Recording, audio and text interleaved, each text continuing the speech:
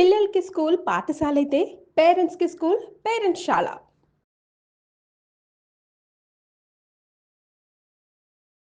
నమస్కారం, welcome to Suman TV. నేను గీతాంజలి. శ్రీమాత్రి నమః. ప్రస్తుతం మనం శ్రీ శ్రీ శ్రీ ఆనంద శివకామేశ్వరి సన్నిధానంలో ఉన్నామండి. అమ్మవారు ఎంత దివ్యంగా ఉంటారో ఇక్కడ మీకు విజువల్స్లో చూపిస్తాను చూడండి. ఈ ఆశ్రమంలో ఎక్కడ కూర్చున్నా సరే అడుగడుగున మనకు అమ్మ దర్శనమే అన్నట్టుగా ఉంటుంది. ముందుగా శివయ్యని అలా దర్శనం చేసుకుని ముందుకు వస్తే గణపతి కార్తికేయుల నుంచి అలా అమ్మని చూడొచ్చు. అలాగే గురుదేవులను కూడా మనం దర్శనం చేసుకోవచ్చు. ప్రస్తుతం మనతో పాటు ఉన్నారు మాతాజీ. వారి గురించి ప్రత్యేకంగా చెప్పాలా, చూడగానే అమ్మవారి రూపంలాగా కనిపిస్తారు. మాట్లాడే తీరు మనకి ఎన్నో తెలియని విషయాలు, సనాతనంలో ఉన్నటువంటి గొప్ప విషయాలని చాలా సరళంగా మనందరికీ అర్థమయ్యేలాగా చెబుతూ ఉన్నారు. ప్రత్యేకించి అమ్మవారి ఉపాసన, అమ్మవారి ఆరాధన ఎలా చేయాలి, ఈ శ్రావణ మాసంలో విశేషంగా ఎలా ఉంటుందనే విషయాలు మనం తెలుసుకుంటూ ఉన్నాము. అందులో భాగంగా ఇవాళ మనకి ఎన్నో సందేహాలు ఉన్నాయి, అవి కూడా నివృత్తి చేసుకుందాము.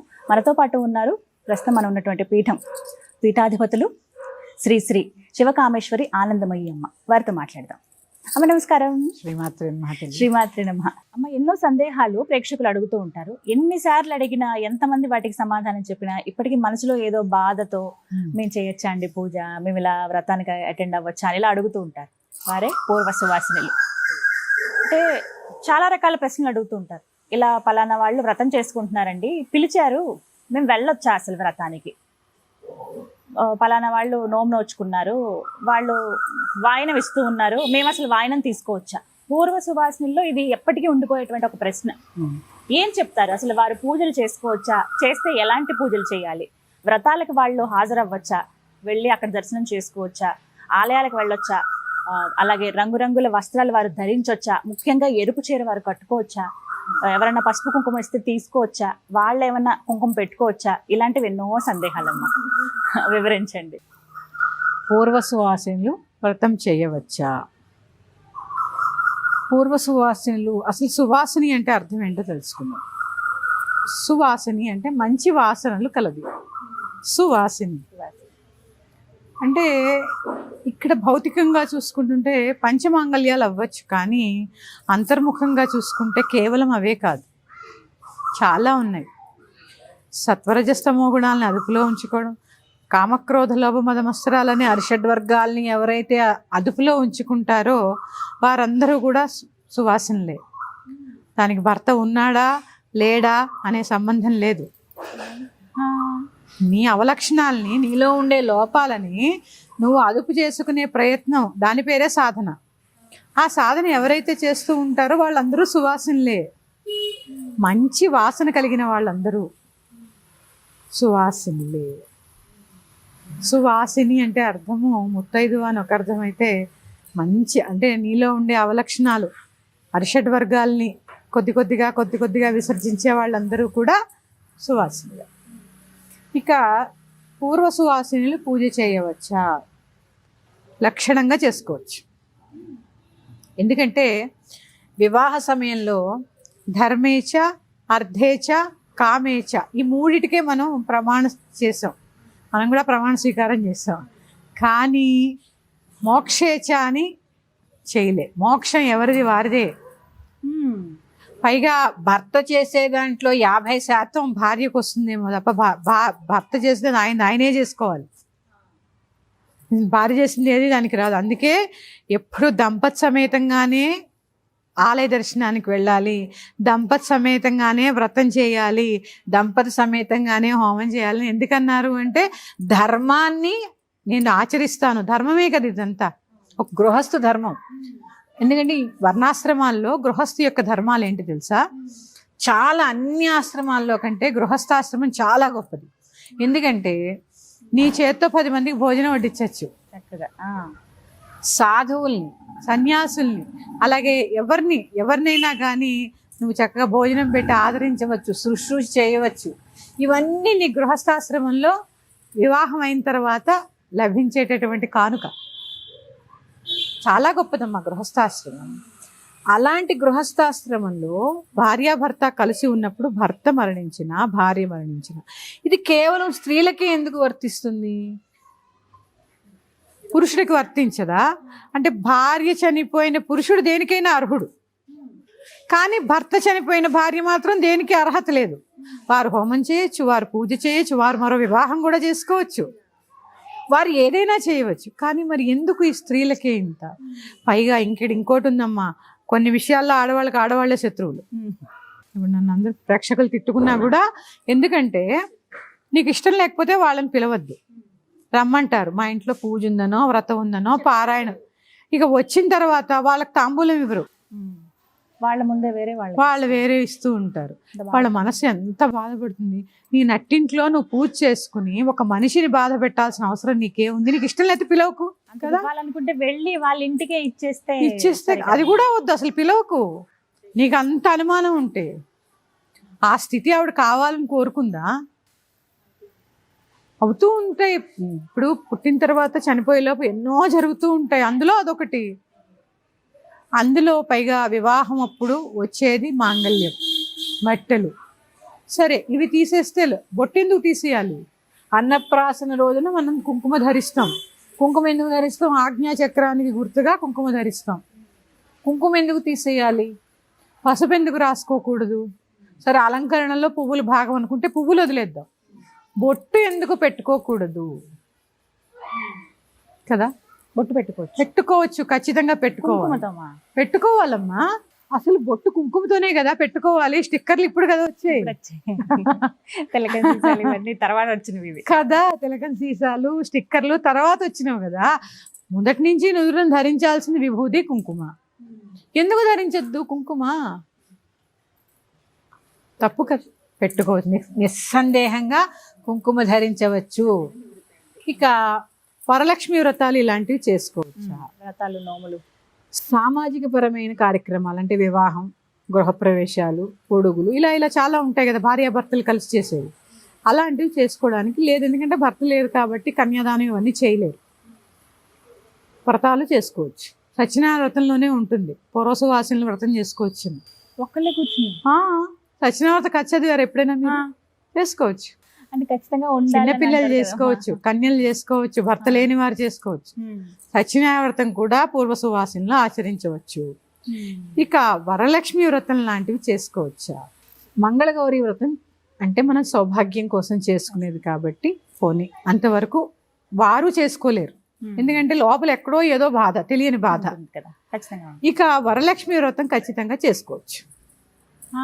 లక్ష్మీ పూజమ్మ, ధనం ఎవరికి అవసరం లేదు కాదమ్మ. ఇప్పుడు వ్రతం లాగా పుస్తకం అంటే మన వ్రత కథ చదువుకోవటము, హాయిగా పెట్టుకోవచ్చు, వ్రత కథ చదువుకోవచ్చు, నివేదన చేయవచ్చు.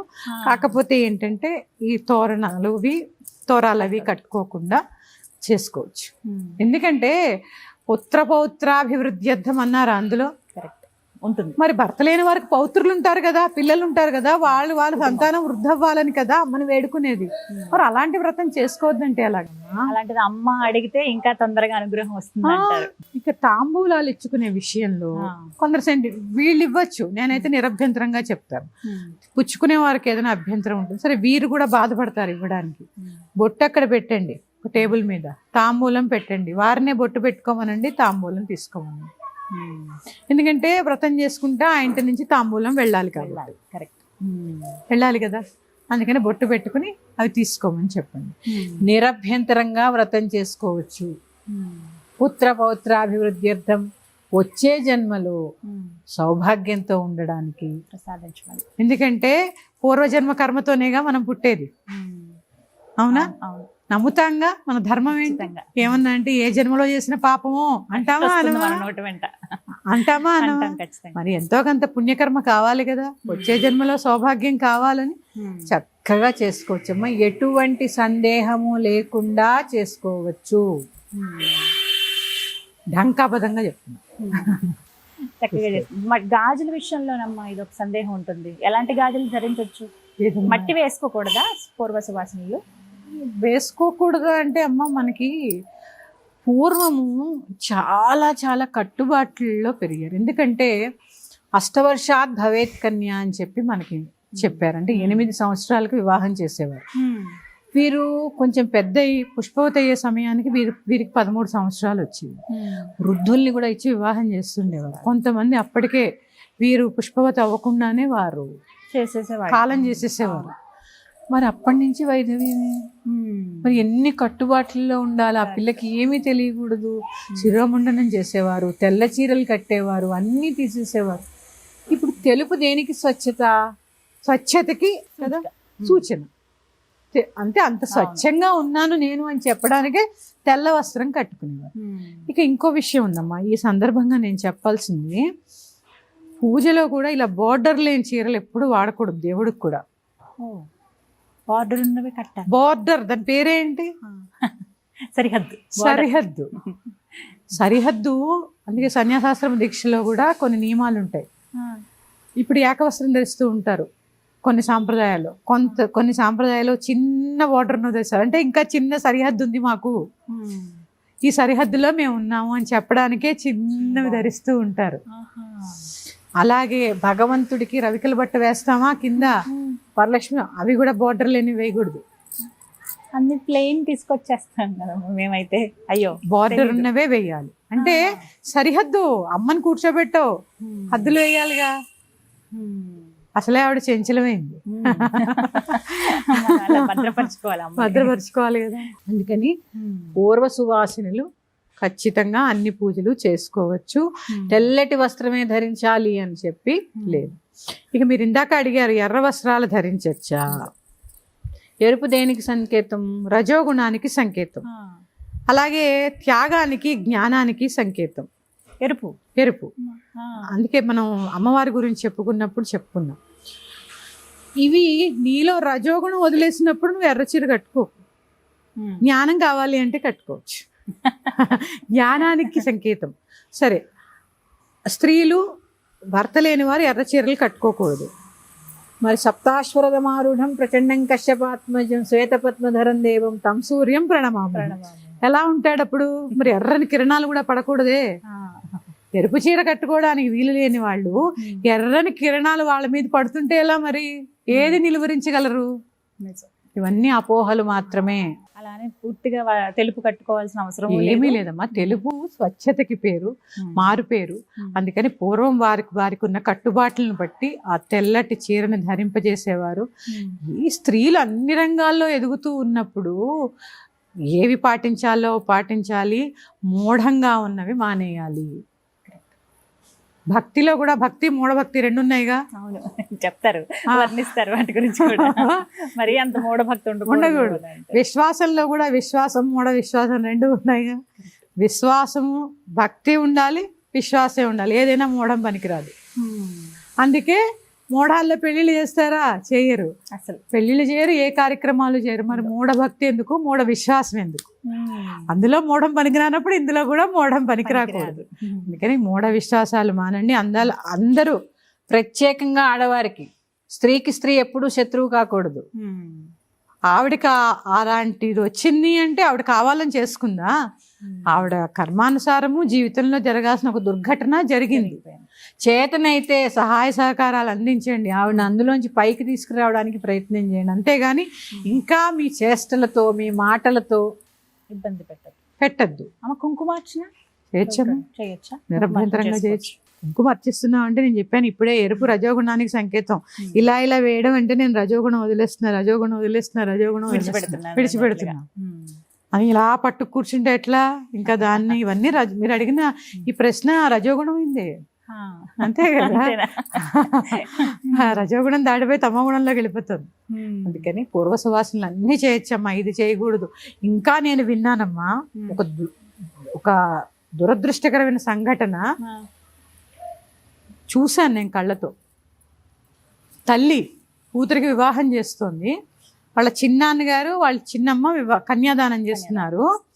ఈ పిల్ల, కడుపున పుట్టిన పిల్ల, ఆవిడ పూర్వ సువాసన అయినందుకు తల్లి ఆశీర్వాదం తీసుకోలే. ఇంత దౌర్భాగ్యమైన స్థితిలో మన సమాజం వెళుతోంది. ఇవన్నీ మూఢనమ్మకాలు. తల్లిని మించిన దైవం లేదు. కళ్ళు పోతాయి, ఇలాంటివి చేయకండి. నేను వచ్చేసాం అప్పుడు అక్కడి నుంచి. అమ్మ ఎవరు చెప్పినా తీసుకోలేదు ఆశీర్వాదం. అయ్యో,